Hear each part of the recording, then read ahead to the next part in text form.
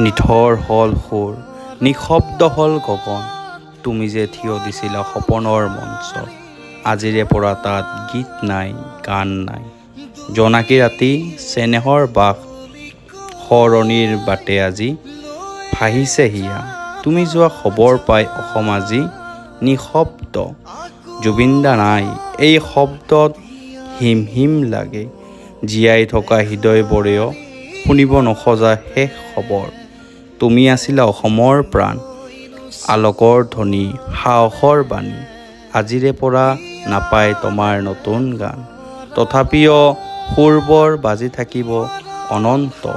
তোমাৰ স্মৃতিৰে ভৰিব বতাহ, তোমাৰ মুখেৰে ভাহিব জনাক। জুবিনদা তুমি অমৰ হ'লা আমাৰ সপোনত, আমাৰ সুৰত।